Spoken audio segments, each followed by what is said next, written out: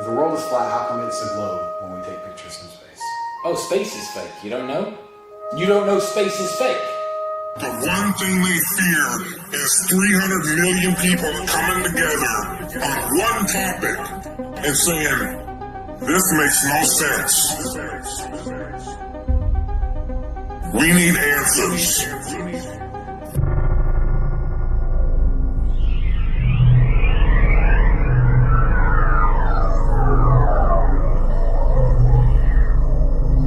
An illusion will be created so vast, so large that it escapes their perception. Those who see it will be thought of as insane. The very first spacewalk appears to be a stop animation fraud, and the Apollo moon landings were clearly produced on a soundstage with artificial lighting and a Scotchlight front projection background. So it should be no surprise if we find more lies and deception when it comes to NASA and the worldwide space program. In several spacewalk videos, we can see what appears to be underwater air bubbles, as if the entire scene is actually taking place underwater, which is interesting, because that is exactly where the astronauts train. Ready? Your leg behind you, Stephanie? Yes, please. One more question? The Neutral Buoyancy Lab is the largest swimming pool in North America. It contains a full-size replica of the space station. And this is where all astronauts start to train for spacewalks. I heard that there's also a Japanese module simulated? Yes. In that far corner, we have the Japanese section. It's got the Japanese exposed palette. The Columbus is the European portion. The lab is kind of the U.S. portion. So it is an international space station, and the Russians have their own section out towards the back.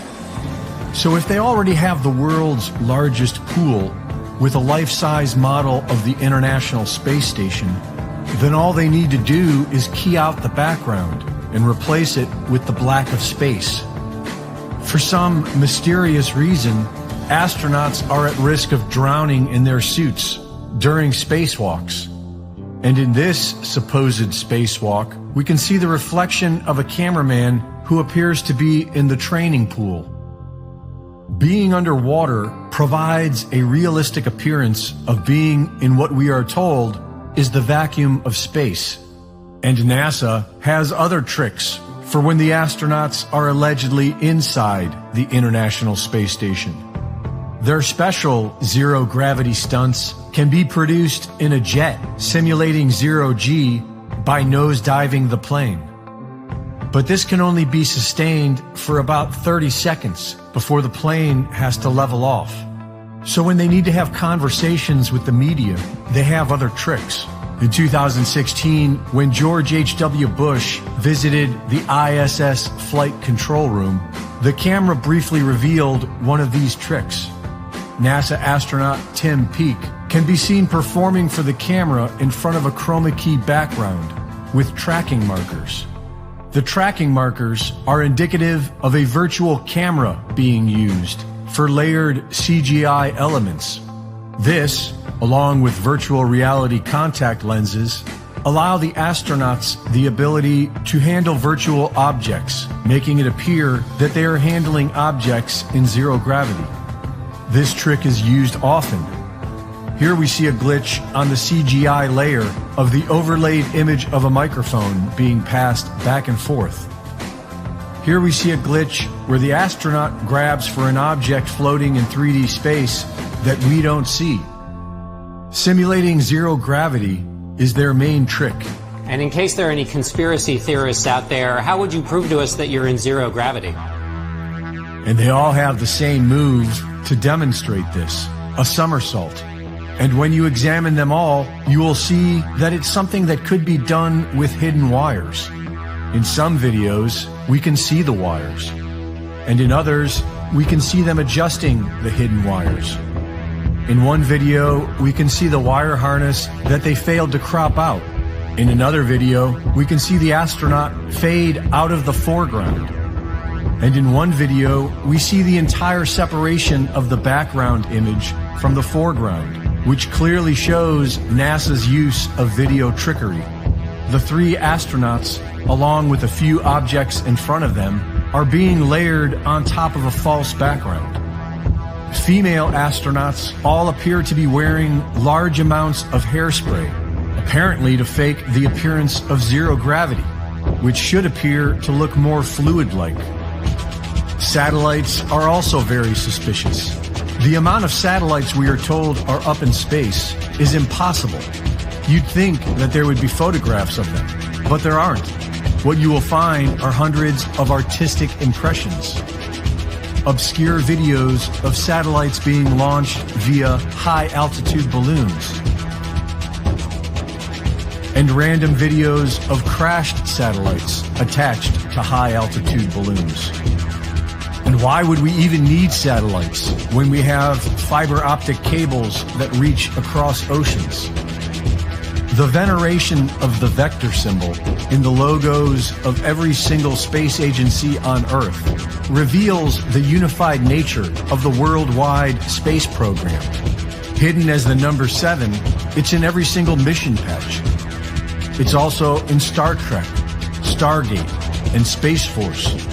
And it's also in the symbol for Freemasonry, which is certainly worth mentioning, seeing as how, along with known Satanists and criminals, NASA was founded by Freemasons, and the Scottish Rite of Freemasonry claims their very own flag that went to the moon on the Apollo 11 mission. So is there any such thing as outer space? As it turns out, it was the Catholic Church that foisted the heliocentric model upon the public with an army of Jesuit astronomers. And for centuries, the scientific community challenged it for its many flaws. But this all changed when NASA put a man on the moon. Ever since then, the heliocentric model has been accepted by the masses as common knowledge. The old world model was not flat like pop culture would have you believe. It was a heavenly sphere, but hollow like a snow globe or a fishbowl, where we live inside of it on a flat surface. It's interesting to note that in the 1960s, when the US government was detonating nuclear bombs in the upper atmosphere, they called it Operation Fishbowl. According to British occultist Dion Fortune, we are stuck in a fallen state within the lowest sphere of the Tree of Life, a Sephiroth called Malkuth, and the only way out is to go within the inner space of individual spirit through prayer and meditation and with divine guidance. The hero's journey, taught by Joseph Campbell.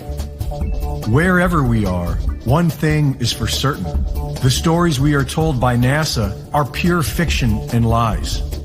We have been taught, contrary to all common sense and experience, that the seemingly motionless, flat Earth beneath our feet is actually a massive moving ball spinning through space at over 1,000 miles per hour, wobbling and tilting 23.5 degrees on its vertical axis while orbiting the sun at a blinding 67,000 miles per hour in concert with the entire solar system, spiraling 500,000 miles per hour around the Milky Way and careening across the expanding universe away from the Big Bang at an incredible 670 million miles per hour.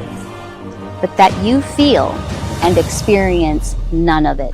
Quoting Alan Dames, if the government or NASA had said to you that the Earth is stationary, imagine that.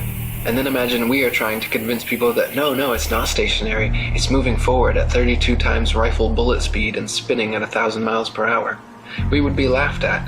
We would have so many people telling us, you're crazy, the Earth's not moving. We would be ridiculed for having no scientific backing for this convoluted moving Earth theory. And not only that, but then people would say, oh, then how do you explain a fixed calm atmosphere and the sun's observable movement? How do you explain that? Imagine saying to people, no, the atmosphere is moving also, but is somehow magically velcroed to the moving Earth. The reason is not simply because the Earth is stationary. So what we are actually doing is what makes sense. We are saying that the moving Earth theory is nonsense. The stationary Earth theory makes sense, and we are being ridiculed. You've got to picture it being the other way around to realize just how ridiculous the situation is. This theory from the government and NASA that the Earth is rotating and orbiting and leaning over and wobbling is absolute nonsense, and yet people are clinging to it tightly like a teddy bear. They just can't bring themselves to face the possibility that the Earth is stationary, though all evidence shows it. We feel no movement, the atmosphere hasn't been blown away, we see the sun move from east to west. Everything can be explained by a motionless Earth without bringing in all these assumptions to cover up previous assumptions gone bad. None of it. None of it. None of it. None of it. None of it.